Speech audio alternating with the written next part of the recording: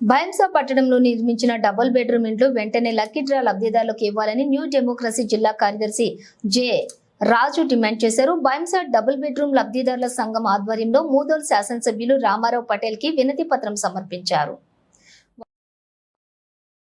సందర్భంగా వారు మాట్లాడుతూ డబుల్ బెడ్రూమ్లు నిర్మాణం చేసి గత సంవత్సరంగా లక్కీ డ్రా ద్వారా లబ్ధిదారులను ఎంపిక చేశారని, కానీ ఇప్పటికీ లబ్ధిదారులు కార్యాలయాల చుట్టూ తిరుగుతున్నా కానీ లబ్ధిదారులకు స్వాధీనం చేయలేదన్నారు.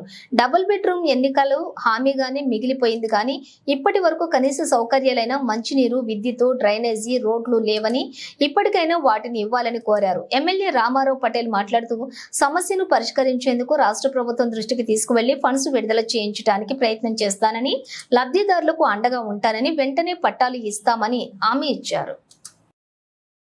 పత్రం ఇవ్వడం జరిగింది.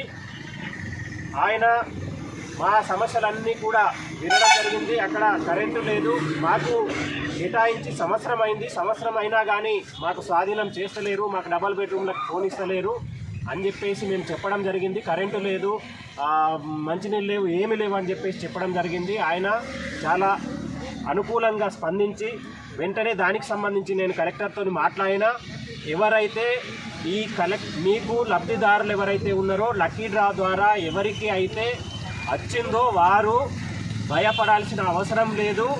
ఎవరికైతే లక్కీ డ్రా ద్వారా వచ్చిందో వాళ్ళకే అక్కడ డబుల్ బెడ్రూమ్ ఉంటుంది. వాళ్ళకు ఉంటాయి కాబట్టి డబుల్ బెడ్రూమ్ వచ్చిన వాళ్ళు బాధపడద్దని చెప్పేసి చెప్పడం జరిగింది.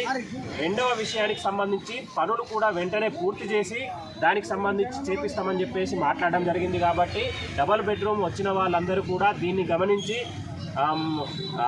అందరూ కూడా డబుల్ బెడ్రూమ్కి రావాలని చెప్పేసి దీనికి ఒక సంఘం వేసుకోవడం అనేది జరిగింది. మనం సంఘం ఆధ్వర్యంలో మనం అందరం ఒకటైనాం కాబట్టి రాని వాళ్ళందరూ కూడా మిగతా కార్యక్రమాలు కూడా రావాలని చెప్పేసి మేము కోరడం అనేది జరుగుతుంది.